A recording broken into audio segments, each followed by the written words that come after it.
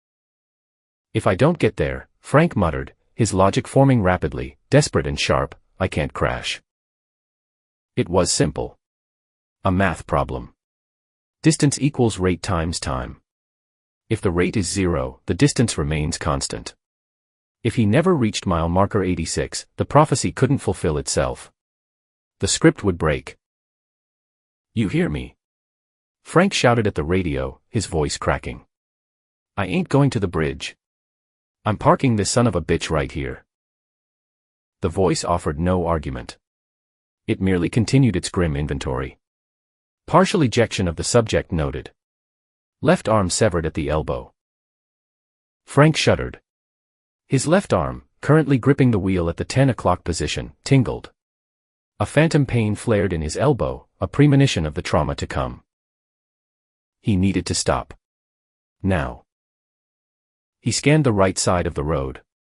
The shoulder was a mess of plowed snow and ice, a narrow strip of questionable stability bordering the invisible ditch. In this weather, pulling over was suicide. A sitting duck for the next exhausted trucker barreling through the blind white curtain. But driving on was a death sentence. 3:10 a.m. 5 minutes. Another green sign flashed by, ghostly in the headlights. Mile marker 85. 1 mile. 1 mile to the drop. 1 mile to the black ice. Damn you, Frank hissed. He stood on the brake pedal. The air brakes hissed, a sharp, serpentine sound that cut through the roar of the wind. PSSSHHH. The Peterbilt reacted with violence. The brake shoes bit into the drums, but the tires found no purchase on the slick asphalt. The wheels locked. The truck didn't slow down, it began to slide. The rear of the trailer swung out to the left, caught by the crosswind, seeking to overtake the cab. The sensation of weightlessness in the seat of his pants was sickening. The world outside tilted. The headlights swept across the snowy median, illuminating the chaotic dance of the flakes. Frank fought the skid. He steered into the slide, his movements frantic but practiced.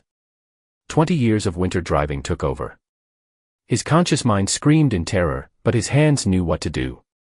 He feathered the throttle, trying to pull the tractor straight, trying to regain traction before the 80,000-pound assembly folded in on itself. "Come on," he pleaded. "Don't you do this. Don't you quit on me." The tires caught a patch of gravel.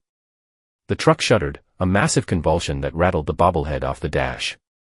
The springless toy clattered onto the floor. The rig straightened. Frank guided the beast toward the shoulder. The transition from the road to the breakdown lane was rough.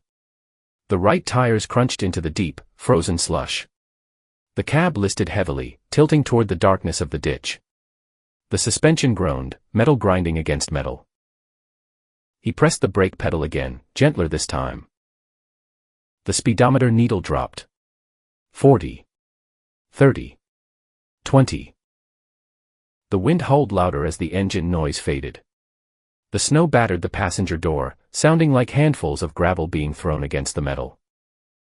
"Vehicle is a total loss," the voice on the radio said.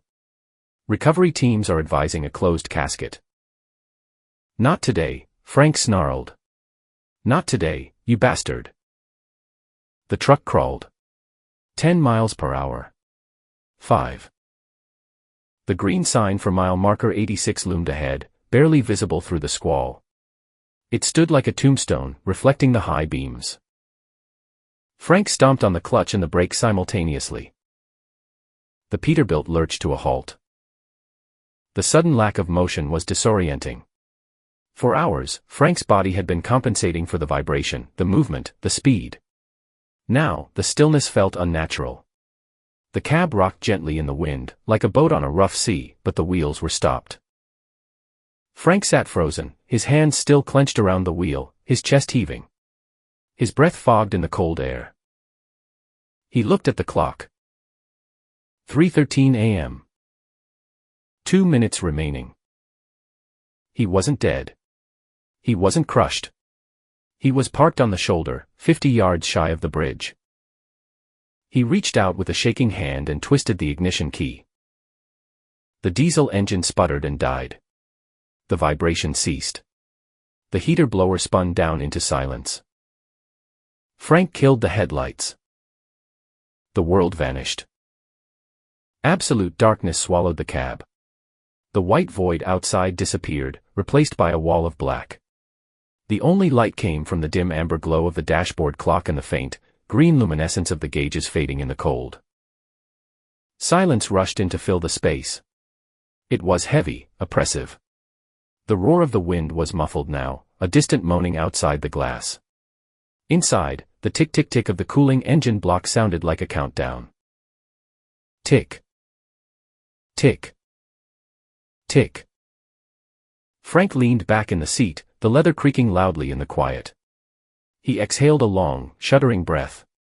The air in the cab was already cooling, the draft from the door biting into his leg, chilling the wet coffee stain. He listened. The radio was silent. The static had vanished when he cut the power. The voice was gone. He waited.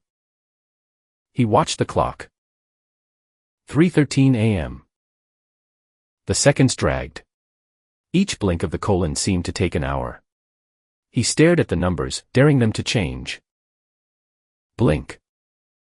Blink. Blink. His heart rate began to slow. The adrenaline that had flooded his system started to recede, leaving him weak and trembling. He rubbed his face with his grease-stained hands, smelling the tobacco and the fear on his skin. "I stopped," he whispered to the darkness. "I stopped the truck." He looked out the windshield. He couldn't see the bridge. He couldn't see the ice. He couldn't see the Jersey barriers. He was safe. He was sitting on the side of the road, a ghost in the storm, invisible to the fate that had tried to claim him. The logic held. The cause and effect had been severed. The timeline was broken. He glanced at the passenger seat. The pile of trash was a shapeless shadow.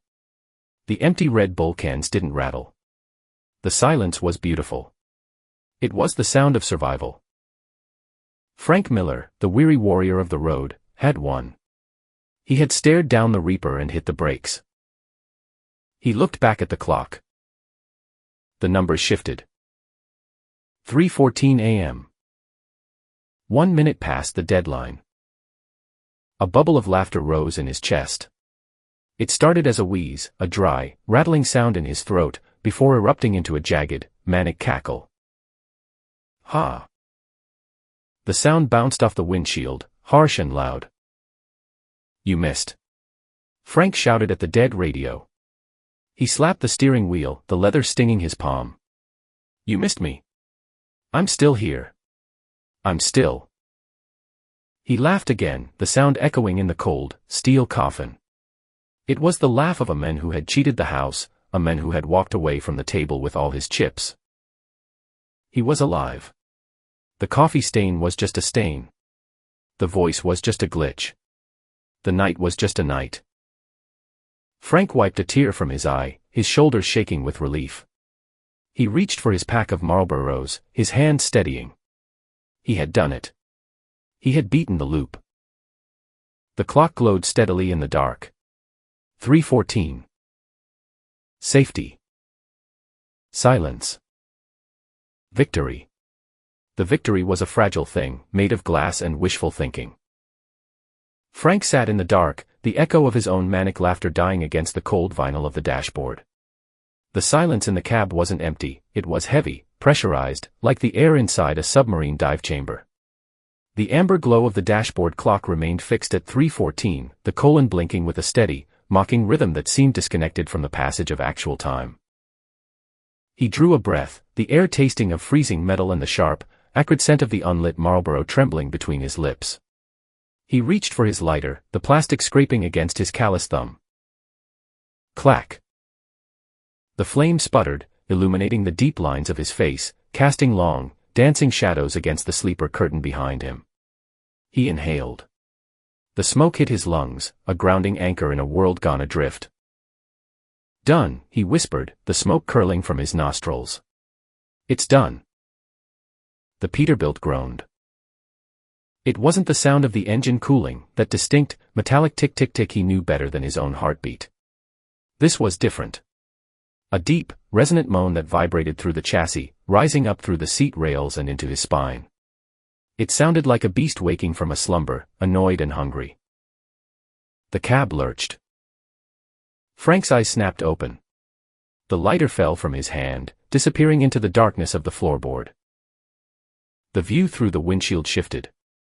The green reflector post of mile marker 86, which had been stationary a moment ago, moved. It slid slowly, almost imperceptibly, to the left. The truck was moving.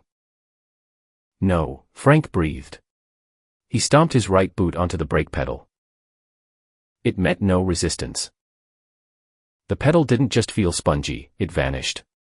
It slammed all the way to the rubber floor mat with a hollow thud, severing the connection between man and machine. The air brakes, which should have been locked tight, hissed, a long, serpentine release of pressure that sounded like a laugh. PSSSSHHHHH.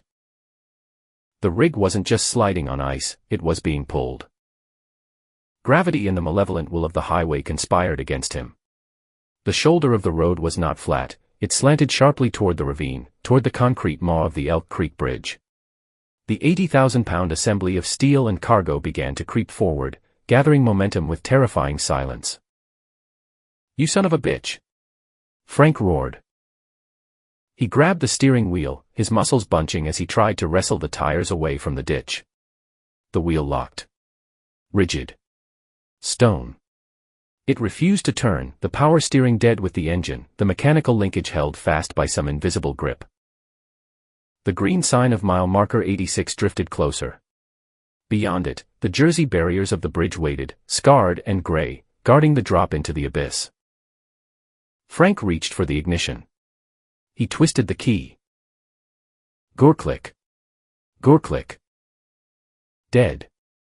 The starter solenoid clicked rapidly, a machine gun stutter of failure. The electrical system flickered, the amber lights on the dash dimming and surging in time with the truck's lurching progress.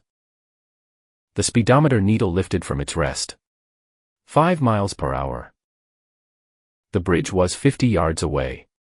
40. Stop. Frank screamed, slamming his hand against the dashboard. The plastic cracked.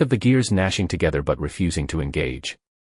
The transmission fought him, kicking the stick back against his palm with enough force to bruise the bone.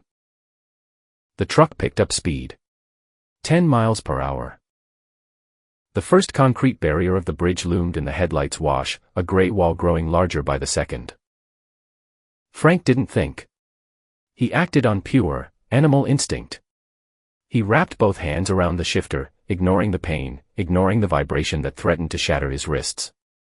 He planted his boots against the firewall, leveraging his entire body weight. Get in there. He hauled the stick down, aiming for the low-range gears. He was raping the gearbox, forcing the mechanics past their breaking point. Screech clunk. The transmission surrendered. The stick slammed into gear. The effect was instantaneous and violent. The drive shaft locked. The rear wheels stopped turning, transforming into sled runners on the ice. The sudden resistance sent a shock wave through the cab. The truck bucked wildly, the nose diving, the trailer slamming into the kingpin with a sound like a cannon shot. The rig shuddered, sliding sideways now, the rear of the trailer trying to overtake the cab in a jackknife. Frank held on. He grabbed the emergency brake lever, the Johnny bar on the steering column, and ripped it down, applying every ounce of remaining friction to the trailer wheels. The tires screamed, a high-pitched wail that pierced the roar of the wind. Smoke, smelling of burnt rubber and ozone, erupted from the wheel wells, visible even in the dark. The cab tilted. The right front tire mounted the lip of the bridge entry. The abyss opened up beneath the passenger door. Stop, damn you. Stop. The chassis twisted. The metal groaned, a sound like a dying whale. The rivets on the hood popped, shooting off like bullets. Then, silence. The motion ceased. The Peterbilt hung suspended on the edge of the world. The front bumper hovered inches from the concrete abutment of the Elk Creek Bridge. The right steer tire dangled over the void, spinning lazily in the empty air. Frank slammed back into his seat, the breath driven from his lungs. His chest heaved, his heart hammering a frantic, irregular rhythm against his ribs. His hands, still gripping the wheel and the shifter, shook so violently that his watch rattled against his wrist. He stared out the windshield. The green sign, mile marker 86, stood directly beside his window. He could reach out and touch it. The reflective paint glowed with a toxic intensity in the peripheral light. He was alive. He hadn't crashed. The roof hadn't collapsed. He hadn't been crushed. He looked at the dashboard. The amber clock stared back. 3:14 a.m. Frank let out a long, shuddering exhale. It was a sound of pure exhaustion, the sound of a man who had run a marathon in a minefield. He wiped the sweat from his eyes, his hand leaving a smear of grease across his forehead. I beat you, he rasped, his voice a broken whisper. I beat the script. He slumped further into the seat. The tension began to drain from his muscles, replaced by a heavy, narcotic numbness. He had stopped the wheels. He had broken the timeline. The accident couldn't happen if the truck wasn't moving. He closed his eyes for a second, savoring the victory. KZZZHHHHT. The radio exploded into life. The sound wasn't the static of the storm, It was a harsh, feedback squeal that tore through the quiet, making Frank jump in his skin. He grabbed the dash to steady himself, his eyes flying open. The amber light of the radio display flickered. Channel 19. Breaker, a voice said. Frank froze. The blood in his veins turned to ice water. The voice wasn't the clinical, robotic drone of the dispatcher. It wasn't the AI police algorithm. It was a gravelly baritone. It was rough, worn down by decades of cigarettes and diesel fumes. It was a voice that sounded like tires rolling over broken glass. It was his own voice. But it was wrong. It was older. It sounded hollowed out, scraped clean of hope, filled with an ancient, festering anger. It was the voice of a man who had been screaming into the dark for 1,000 years. You did it again, idiot, the voice, old Frank, spat from the speaker. You stopped. Frank stared at the radio, his mouth opening, but no sound came out. The uncanny familiarity was a violation. It was like looking in a mirror and seeing your reflection speak before you moved your lips. Who? Frank croaked. Who is this? Who do you think? Old Frank replied. The tone was mocking, dripping with self-loathing. I'm the guy who thought he was smart. I'm the guy who thought he could cheat the house by hitting the brakes. Frank shook his head. Denial surged, a desperate defense mechanism. No. I stopped the truck. I saved us. The bridge. I didn't go on the bridge. Saved us. The laugh that followed was a dry, rattling sound, like dry leaves skittering on pavement. You didn't save anything, Frank. You didn't break the loop. Frank looked out the windshield, seeking an anchor, seeking reality. He saw the snow. The storm outside had changed. The chaotic, horizontal fury of the blizzard had vanished. The snowflakes hung in the air. Millions of white particles, suspended in the black void. They didn't fall. They didn't drift. They were frozen in space, a three-dimensional photograph of a storm. The wind, which had been rocking the cab moments ago, had ceased completely. The wiper blades were stuck mid-sweep, glued to the glass. Time had stopped. Look at it, old Frank's voice commanded. Look at your prize. Frank touched the glass. It was cold, dead. The world outside was a painting. What is this? Frank whispered. What did I do? You parked, the voice said, the anger giving way to a terrible, crushing weariness. The crash.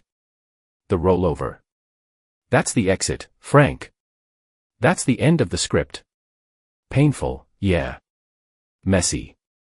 But it ends. The radio static hissed, sounding like a serpent breathing. But stopping. Old Frank continued. Stopping is the glitch.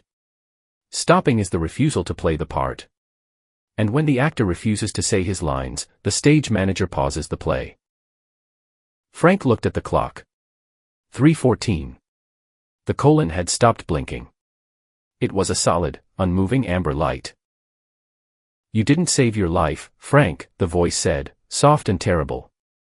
You just paused the moment before death. You didn't drive away from hell. You parked right in the lobby. Frank looked at the door handle. He needed to get out. He needed to run. Don't bother, old Frank said. There's nowhere to go. The world ends at the bumper. You made your choice. You wanted to stop. Congratulations. We're stopped. Forever. No, Frank said, his voice rising. No. I can start it again. I can drive. He grabbed the key.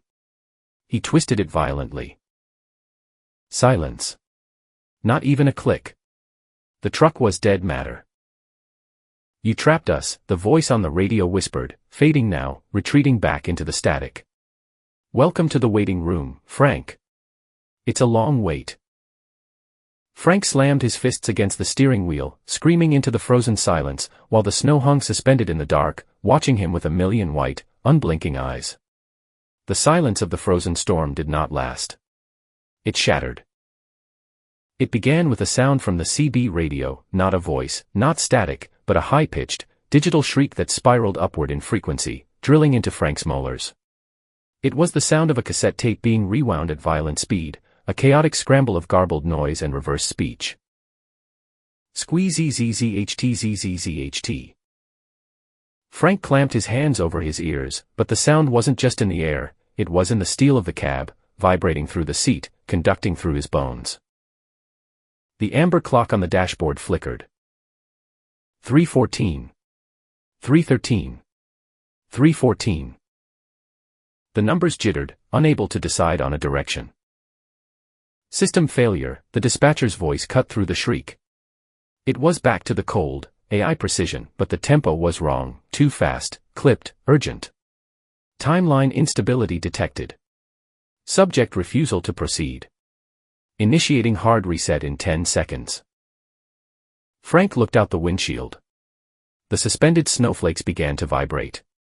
The world outside didn't look like Wyoming anymore, it looked like a corrupted video file. The black sky tore open in jagged artifacts of purple and gray. The green reflector post of mile marker 86 flickered in and out of existence. 10, the voice counted. A wave of nausea hit Frank, heavy and sudden.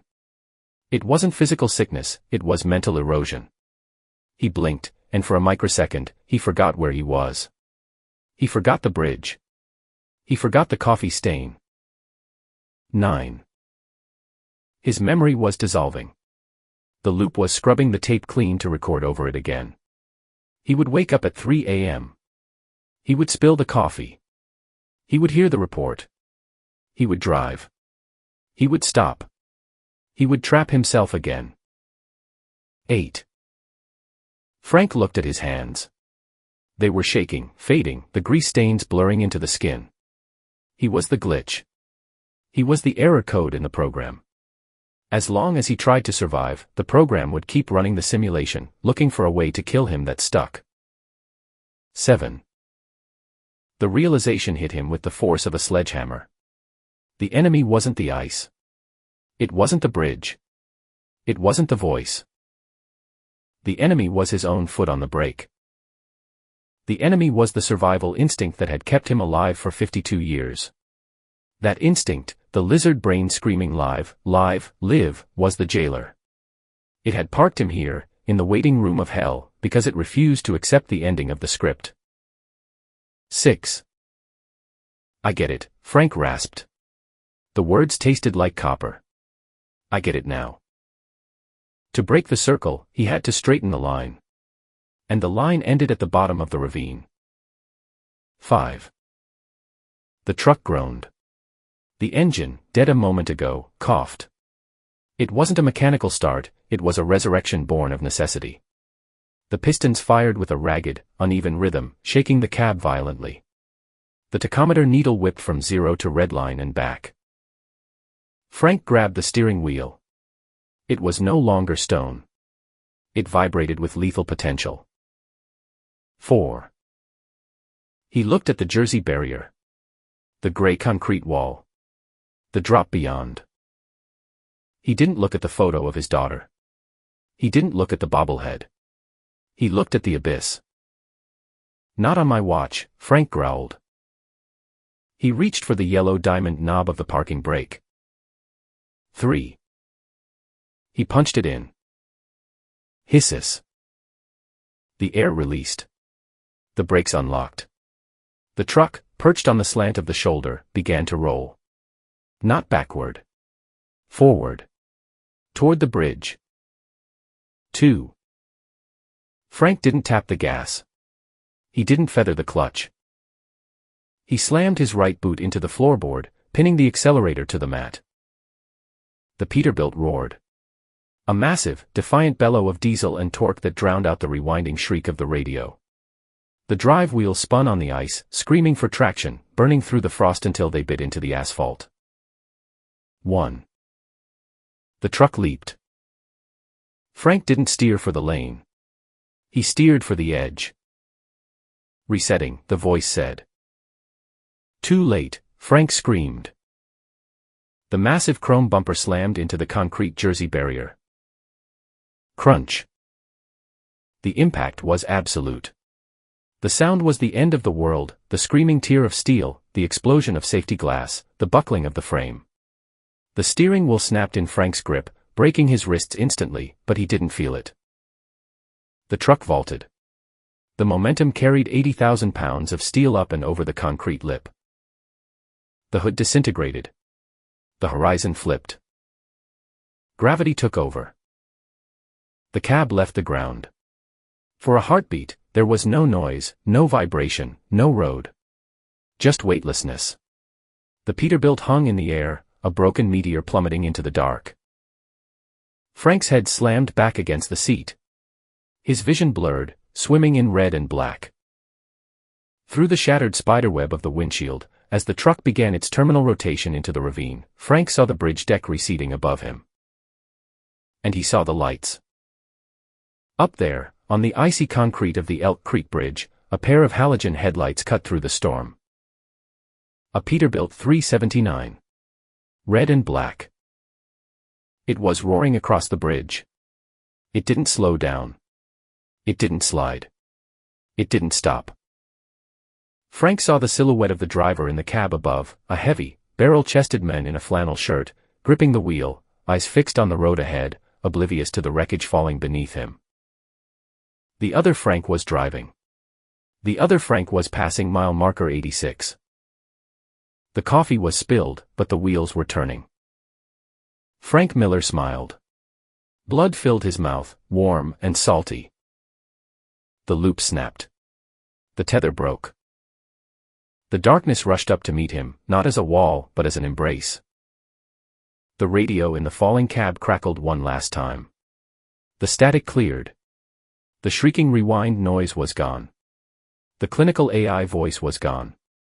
The mocking old Frank was gone. There was only the quiet hum of the open channel. Frank closed his eyes. He didn't need to see the bottom. "Dispatcher," Frank said, his voice calm, steady, and free.